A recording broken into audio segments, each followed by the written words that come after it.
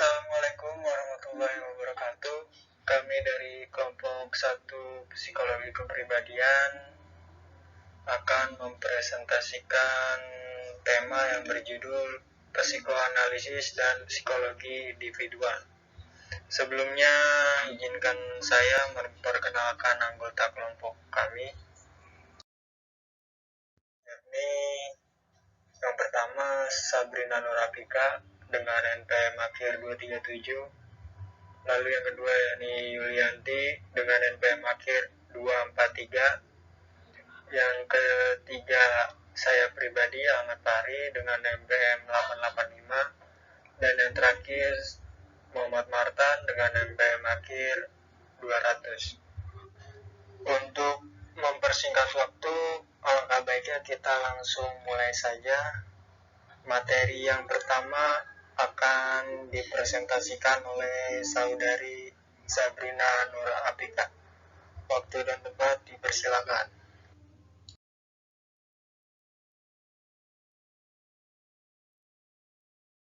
Baik, terima kasih. Di sini saya akan mempresentasikan biografi Sigmund Freud dan biografi Alfred Adler. Yang pertama, saya akan mempresentasikan biografi Sigmund Freud. Sigismund Freud atau lebih dikenal Sigmund Freud, lahir pada 6 Mei 1856 di Freiburg, Moravia, yang terletak di Kerajaan Australia. Hal yang memantik perhatian Sigmund Freud terhadap ilmu psikologi bermula ketika dirinya mempelajari otak manusia dan makhluk hidup lainnya di bawah arahan fisiologis Ernst Bloch. Setelah sempat harus mengikuti wajib militer pada tahun 1879, Sigmund Freud lulus dari universitas pada tahun 1881 dengan gelar Doctor of Medicine.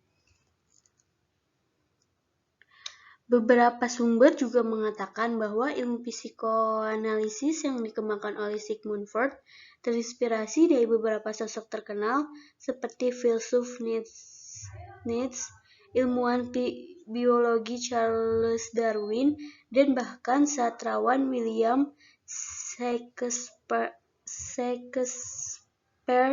Hasil penelitian, teori, dan karya mereka membantu Sigmund Freud untuk memahami esensi dan psikologi manusia dan mengembangkan ilmu psikoanalisis itu sendiri.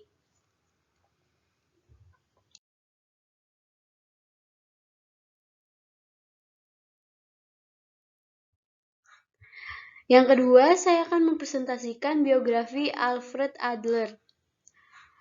Alfred Adler sering dijuluki sebagai founder dari psikologis individual karena Alfred Adler adalah tokoh pertama yang berhasil melakukan penelitian serta penekanan tentang bidang kepribadian individu. Salah satu karya yang cukup terkenal ialah studi inferioritas organ dan kompensasi psikis. Karya yang terkenal ini tentunya membutuhkan subjek penelitian yang tidak sedikit. Subjek penelitian yang dilakukan oleh Adler meliputi naluri, rasa rendah diri, agresif, perkembangan anak, dan perilaku serta psikologi individu. Terima kasih, saya kembalikan kepada moderator. Terima kasih atas penjelasannya. Materi selanjutnya akan dipresentasikan oleh saya pribadi, yakni tentang psikoanalisis dan psikologi individual.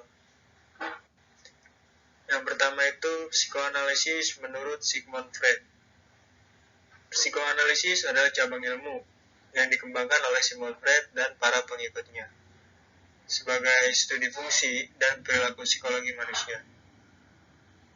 Pada mulanya, istilah psikoanalisis hanya dipergunakan dalam hubungan dengan Freud saja, sehingga psikoanalisis Freud dan psikoanalisis pada umumnya itu sama artinya. Lalu, psikoanalisis itu memiliki 3 terapan. Yang pertama, itu suatu metode penelitian dari pikiran.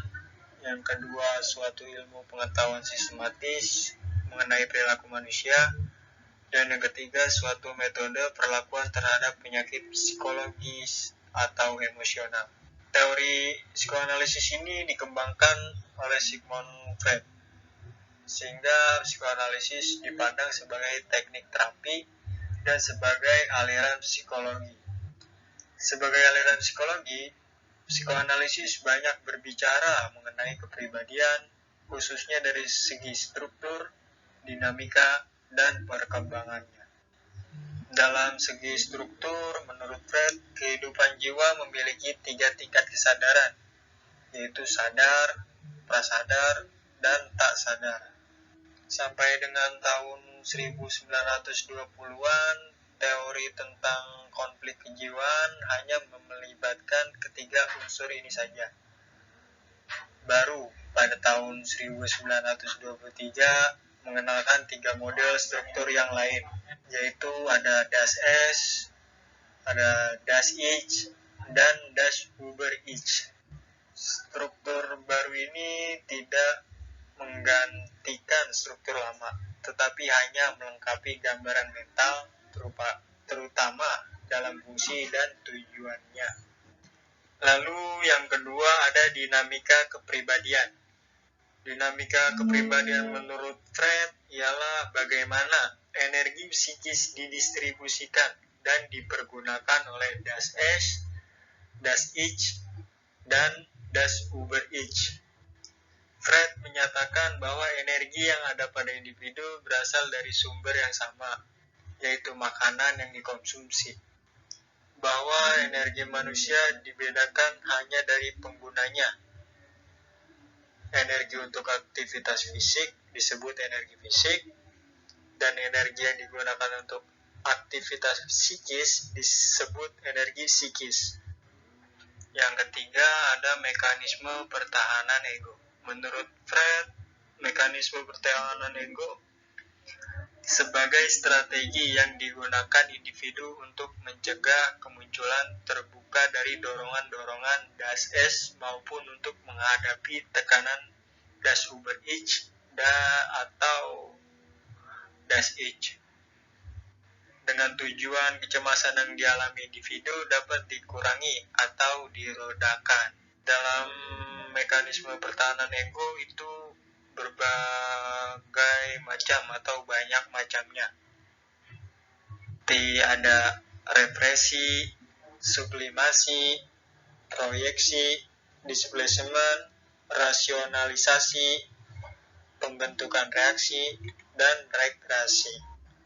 Yang keempat, tahapan perkembangan menurut Freud.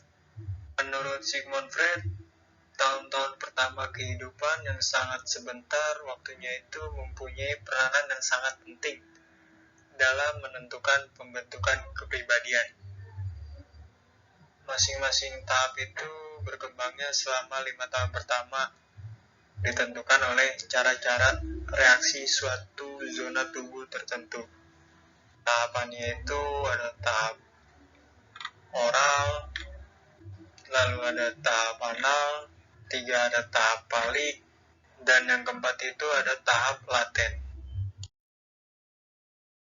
Teori selanjutnya yakni psikologi individual menurut Alfred Adler.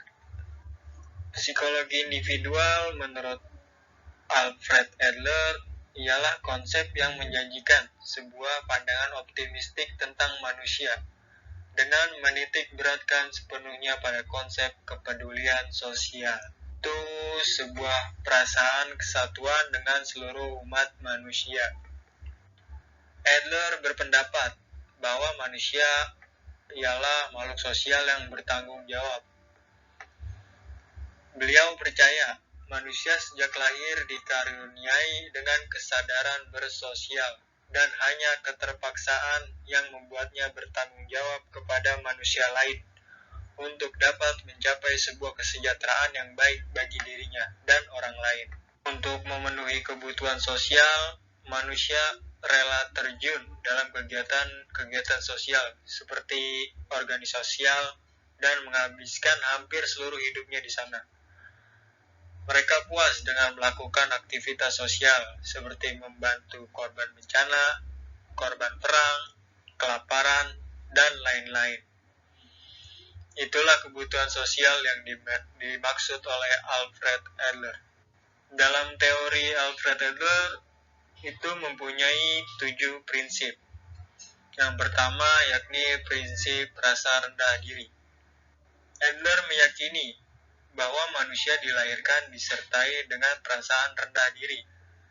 Seketika individu menyadari eksistensinya, ia merasa rendah diri akan perannya dalam lingkungan.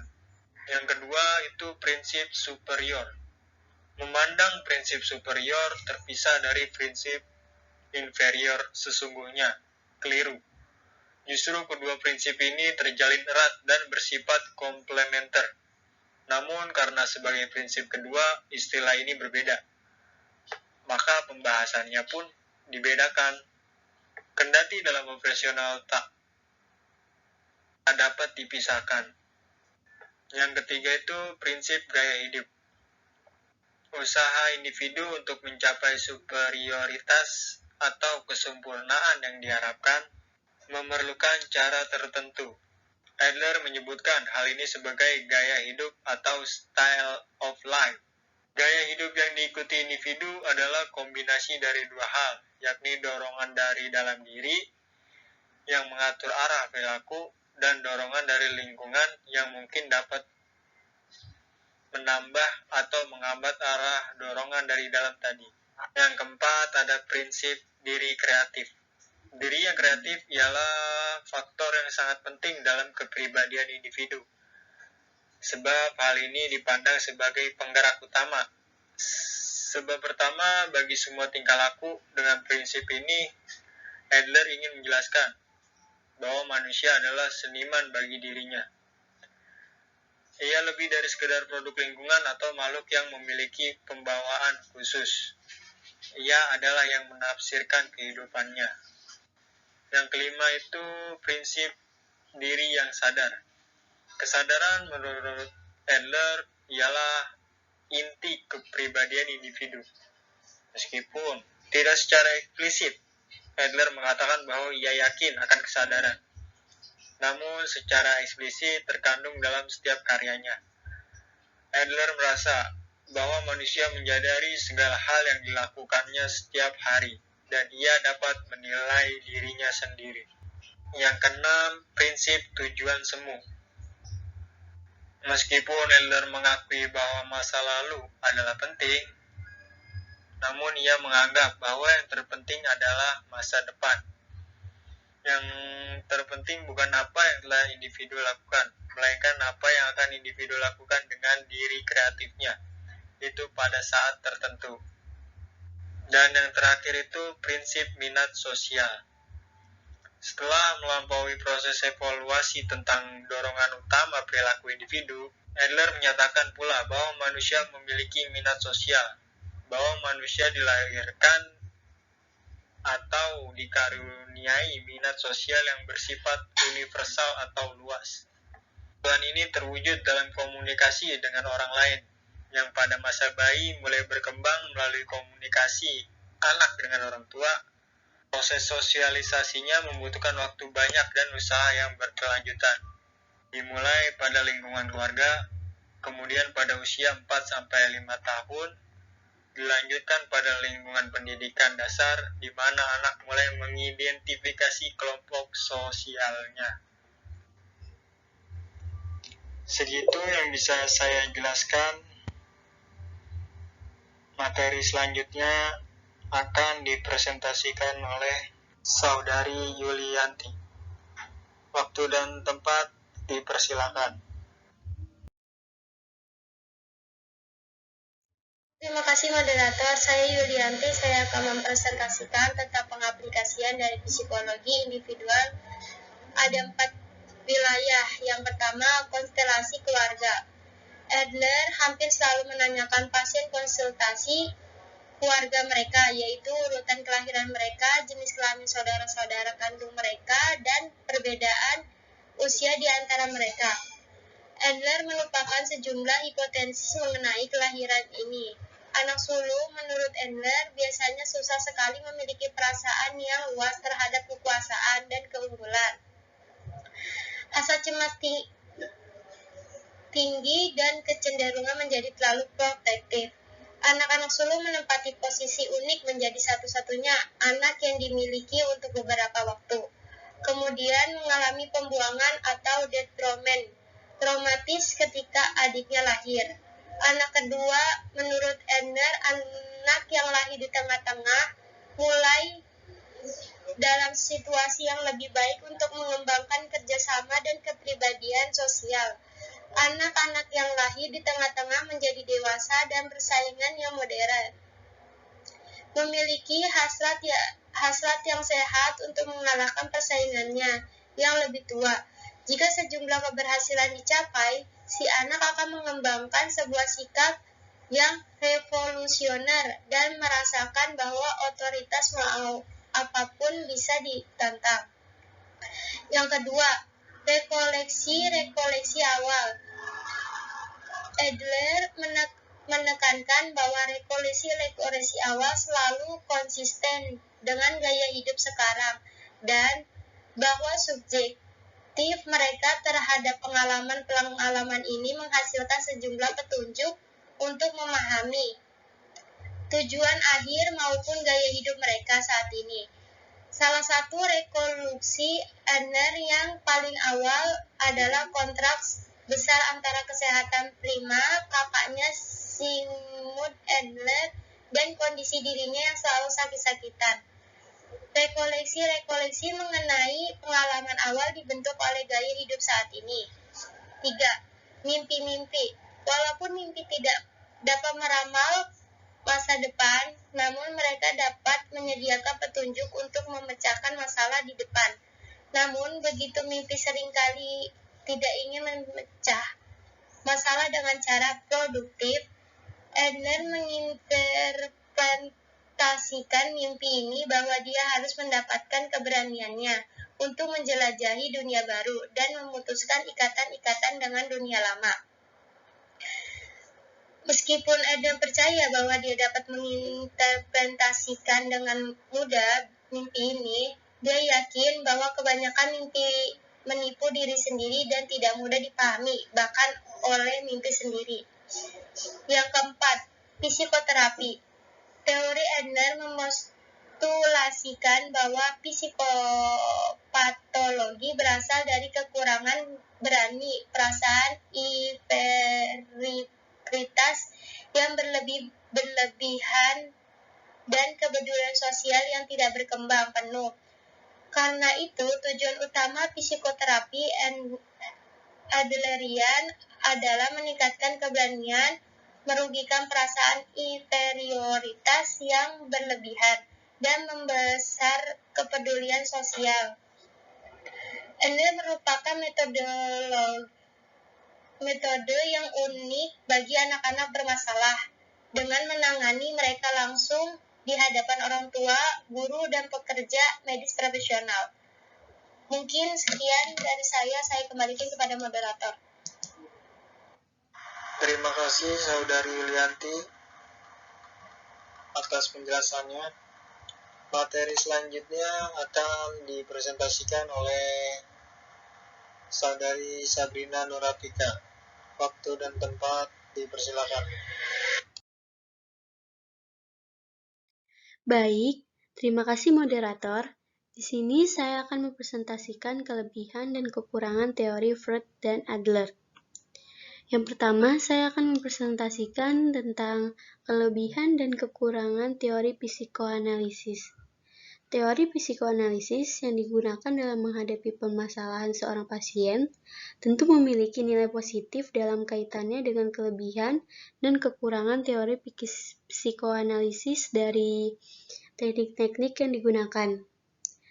Berikut saya akan menyebutkan beberapa kelebihan dari teori psikoanalisis yang harus dipahami dengan baik diantaranya.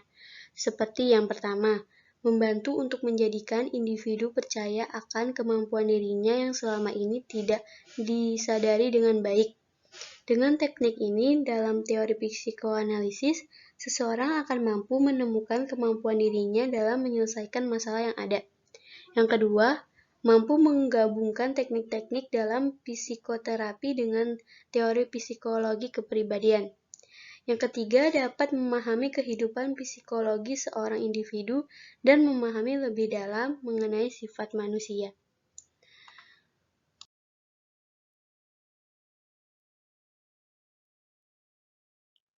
Selanjutnya, saya akan menjelaskan kekurangan teori psikoanalisis.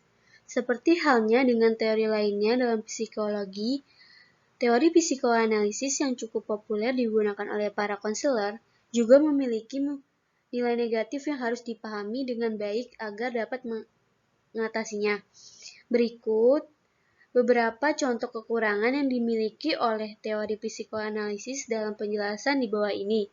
Yang pertama, teknik dalam penekanan yang dilakukan terkadang terlalu merendahkan martabat manusia meskipun tidak selalu disadari dengan baik. Yang kedua, terlalu menekankan pada masa lalu sehingga seolah-olah tanggung jawab individu menjadi berkurang meskipun maksudnya tidak sedemikian. Yang ketiga, perilaku seseorang ditentukan oleh energi psikis adalah seorang teori yang masih meragukan dan kerap kali psikoanalisis meminimalkan rasional. Itulah beberapa penjelasan mengenai kelebihan dan kekurangan teori psikoanalisis yang perlu diperhatikan dengan baik sebagai salah satu bentuk teori yang berkembang di dunia psikologi dan digunakan hingga saat ini.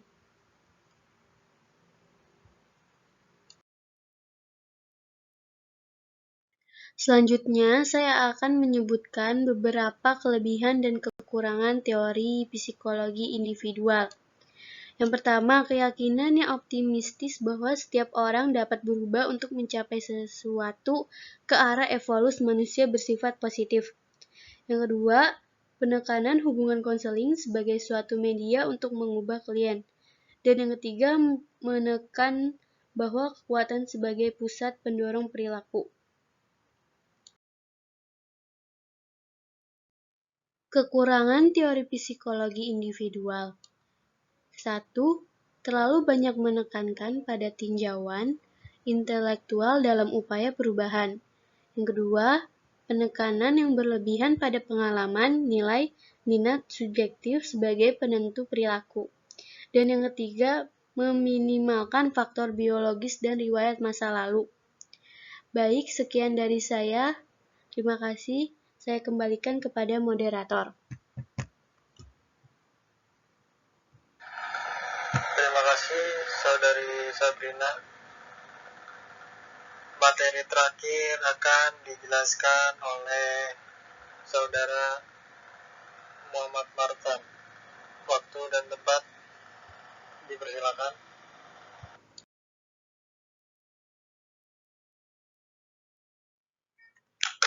Terhadap Sigmund Freud dan Alfred Adler. Teori tegas analisa, Freud telah melahirkan banyak kontroversi yang terjadi di ilmu psikologi sendiri. Banyak tokoh yang pro dan kontra terhadap teori psikoanalisa. Freud, hal ini menimbulkan sikap kritis para pendukung setia terhadap psikoanalisa Freud dengan membuat teori-teori yang baru tetapi tetap memakai asas dasar psikoanalisa. Banyak tokoh yang bertentangan dengan teori Freud. Sejumlah tokoh psikologi yang semula berkarya di lini psikoanalisis seperti Carl Jung, Alfred Adler menarik diri dari perspektif psikoanalisa Freud. Mereka menganggap Freud telah pesimis dengan kesehatan mental manusia karena filsafat manusia yang bercorak pesakitan. Jung dan Adler kemudian menciptakan gerakan baru yang disebut psikologi individual dengan mendasarkan teoritis yang lebih optimis terhadap kesehatan mental. Tokoh lain yang kritis terhadap psikoanalisa Freud adalah Hans Kohut. Kohut mengkritik konsep narisme Freud semata-mata dimaknai sebagai kondisi negatif yang merugikan Freud. Menurut Kohut, berambisi menghilangkan narisme, namun teori yang menganggap bahwa narisme selalu eksis dalam setiap fase perkembangan manusia membuat Freud terjebak dalam situasi yang membingungkan. Jelas sangat mustahil membayangkan individu tumbuh menjadi pribadi sehat ketika cara pandang yang digunakan hanya mampu melihat sisi-sisi buruknya saja. Kritik terhadap Alfred Adler. Adler mengakui adanya konflik-konflik bahwa sadar dan lebih pada penciptaan lingkungan sosial yang melaluinya. Konflik-konflik ini dapat berjalan dengan sendirinya secara alami. Tiga dari ide-idenya yang dijalin ke dalam struktur budaya kita dan yang sedikit dihargai adalah pentingnya urusan kelahiran, kompleks inferioritas, dan keinginan bawaan untuk memiliki kekuasaan dan hierarkis seseorang. Kompleks inferioritas Adler telah diilhami oleh konsep pengabdian Freud, dan saya menduga Adler meminjam dari konsep mentornya yang agresif dan agresif. Adler dianggap sebagai bagian dari lingkaran dalam Freud sejak awal. Kemudian diperluas ke termasuk domain sosial politik. Hari ini kita di sini kata-kata seperti kompensasi perilaku. Jika komunikasi menjadi buatan karena membuat inferioritas yang belum terselesaikan, yang sering dianggap sebagai sosial politik daripada seksual. Ini pasti adrenalin. Orang juga dapat mengatakan bahwa pernyataan Oedipal dipermudah dalam prosesnya. Hasil konflik bahwa sadar spesifik yang mempengaruhi pengolahan agresi dan seksualitas dapat diabaikan. Terima kasih. Assalamualaikum warahmatullahi wabarakatuh.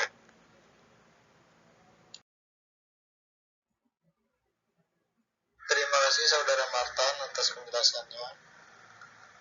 Sekian dari kelompok kami, kurang lebihnya mohon maaf.